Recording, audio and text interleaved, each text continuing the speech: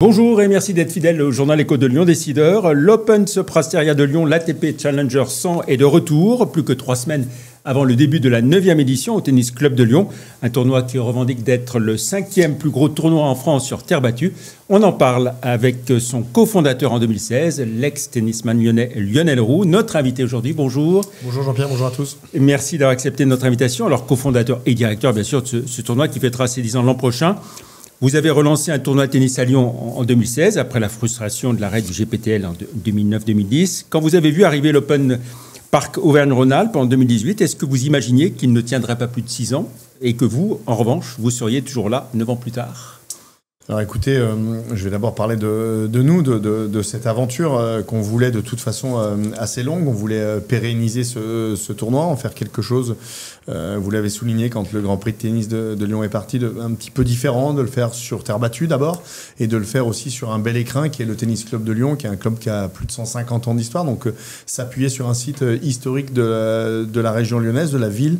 Donc c'était important pour nous, et puis d'aller chercher des partenaires qui nous suivent aussi et pérenniser tout ça avec eux. Donc 9e édition, et puis de toute façon il y aura aussi cette 10e édition avec toujours notre même partenaire naming Soprasteria qui continue de nous accompagner dans cette envie d'aller découvrir les jeunes talents de demain.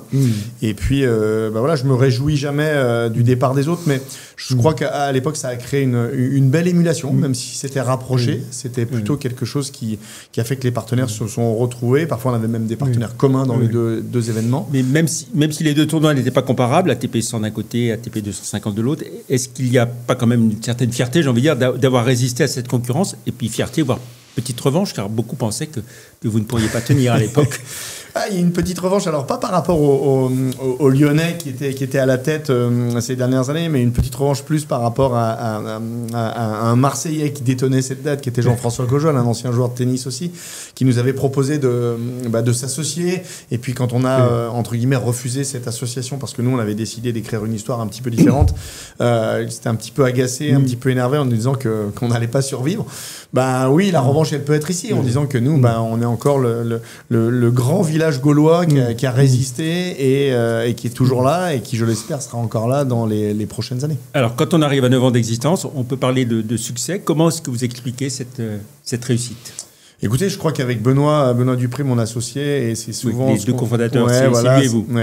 C'est ce qu'on partage souvent avec nos partenaires, c'est qu'on a beaucoup fidélisé, chacun avec nos deux réseaux. Et puis surtout, on a fait aussi ce qu'on avait dit souvent. On a promis des choses qu'on a vraiment tenues. Et ça, je crois que les partenaires souvent le soulignent. On s'engage sur de fort belles choses, que ça soit au niveau de la découverte des jeunes talents de demain, au niveau aussi des aspects RSE qu'on a soulignés tout au long on va y revenir, de ces 9 années. Donc, je crois que c'était important que l'on montre à nos partenaires, au grand public aussi, que les engagements qu'on mettait sur la table, on les tenait, même si ça n'a pas été facile, parce qu'il y a eu les années Covid au milieu, et ça a été 2 années un peu compliquées. Mais on a eu le soutien et la fidélité de nos partenaires. Et puis notre force aussi avec Benoît, je crois qu'on est les deux commerciaux de notre événement. Donc on est en direct avec les décideurs en face, c'est-à-dire les chefs d'entreprise. Et souvent je dis que c'est une histoire de rencontre, c'est une histoire d'hommes, c'est une histoire de femmes. Et ces rencontres-là, elles sont importantes quand on s'assoit à une table et qu'on discute et qu'on met tout à plat. Alors, on va rappeler votre positionnement, vous l'avez expliqué, mais à la fois des membres expérimentés du top 100 mondial et puis des jeunes pépites qui incarnent l'avenir du tennis mondial. Et cela se retrouve dans le palmarès des vainqueurs depuis 2016. Avec une alternance selon les années. Il y a une belle alternance, on a eu de la chance, parce que je crois qu'il faut aussi un petit peu de chance. On a travaillé, mais il y a toujours cette partie chance, cette partie réussite, avec ce jeune Canadien, Félix Auger-Aliassime, qui a été découvert vraiment et qui est venu, qui a gagné 2 fois le tournoi. On a eu des anciens comme Steve Darcis, qui était un joueur qui a gagné la première édition, qui était 25e mondial. Cuevas, on a eu des joueurs aussi comme Corentin Moutet, Hugo Gaston, qui ont gagné. Donc oui, on aime bien ce panachage entre les anciens qui ont été des top 10 pour certains, Verdasco aussi qui est venu, il y a eu des Richard Gasquet qui sont venus jouer, et puis ces jeunes pépites qu'on essaye d'amener au tournoi et qui seront les prochains, souvent je le dis, les prochains Rafa, Roger et Novak Djokovic de demain. Donc c'est assez sympa d'aller rechercher ces jeunes talents et de les faire tout découvrir en premier lieu au public lyonnais, même si J'ai eu beaucoup, moi, en tout cas, en tant qu'ancien joueur, de déception, parce que la recherche, elle est énorme, elle est importante. Il y a beaucoup de discussions avec les agents, parfois même les parents. Et j'avais des accords pour certains, et puis au dernier moment, ça s'est pas fait, soit parce qu'ils avaient bien joué avant, soit parce qu'ils s'étaient blessés. Mais j'en ai eu aussi, Ruud aussi, qui est venu, Holger Rune, donc des joueurs qui ont été dans le top 10 et qui le sont encore pour certains. Alors, côté date, vous vous situez juste après Roland-Garros. Vos qualifications vont commencer le jour de la finale de Roland-Garros, le 8 juin. Ouais, le jour de la finale de Roland. C'est là où débutent les qualifications le dimanche. Et puis après, on enchaîne le lendemain avec le tableau final qui commence dès le lundi. Voilà, alors 32 joueurs en simple, dont 6 issus des qualifications, 3 wildcards, c'est ça? Exactement. 3 wildcards. Et puis, je crois que ça fait le compte avec 22 joueurs directement acceptés dans le tableau final. Un tableau de double également, 16 équipes de double. Voilà, c'est un format qui a un petit peu bougé sur les dernières années, mais qui est revenu à ce qu'on avait créé au tout départ, parce que même si l'ATP a cherché un petit peu des formules un peu innovantes, on se rend compte que c'est la meilleure formule, c'est celle-ci. Les têtes d'affiche de cette année? Alors, on les a pas encore, parce que le tableau sort dans une dizaine de jours, mais voilà, je suis en discussion avec pas mal de joueurs, dont Corentin Moutet, Hugo Gaston, des joueurs espagnols et argentins confirmés du circuit. Et puis, il y a une jeune pépite qui sera là, qui aura une invitation de la Fédération française de tennis, Moïse Kouamé, qui est un joueur qui a 16 ans et demi, et qui gagne déjà des matchs sur le circuit. Un petit peu dans la même trajectoire que Félix Auger-Aliassime. Alors, un tournoi qui donne 100 points au ATP, au vainqueur, et $100 000 de prize money. Ouais, même un petit peu plus cette année, puisque l'ATP et les tournois ont dû cranter un petit peu. Donc, on est aujourd'hui sur un peu plus de $155 000. Ça doit faire 145 000 euros de dotation. Donc, c'est assez conséquent. Et oui, ça fait partie du modèle économique du tournoi et une grande ligne. Un mot sur le cadre, Tennis Club de Lyon, bien connu et apprécié des Lyonnais, avec un central d'un peu plus de 1100 places. Ouais, on est monté même à 1700 places. Donc voilà, avec pas mal de loges aussi autour du terrain. On a voulu créer un central proche du jeu. Voilà, donc même si l'ATP nous demande d'écarter un petit peu, parce que les joueurs jouent de plus en plus loin de la ligne, et ils ont besoin de plus en plus d'espace. Donc on a dû aussi, on l'a fait déjà en 2 fois, agrandir un petit peu les terrains. En longueur tout d'abord, et puis maintenant ils nous demandent de le faire en largeur, ce qui est pas simple. Mais oui, un central assez proche du jeu. Les loges sont très proches, on sent un peu les vibrations, la transpiration de la terre battue. Donc on a voulu créer ça, et je pense que ça plaît à nos partenaires. Et puis comme je disais, ce bel écrin qui a su aussi avec nous évoluer, progresser, avec des terres battues qui sont de mieux en mieux. Et puis le club aussi qui s'est développé, c'est un des clubs où il y a le plus de membres depuis très longtemps dans cette région. Et puis je le disais, un des plus anciens clubs au niveau mondial, plus de 150 ans d'histoire. Je crois qu'ils sont 3 clubs à dépasser ça dans le monde entier. Donc c'est bien de le souligner. Un club un peu à l'anglaise avec beaucoup d'adhérents, et c'est sympa de se retrouver aussi bien avec les partenaires qu'avec le grand public et les familles. Alors sur le plan économique, un naming avec Sopra Steria, fidèle depuis les débuts, mais aussi plus de 130, voire près de 150 partenaires. Ouais, exactement. C'est un budget annuel de quel ordre?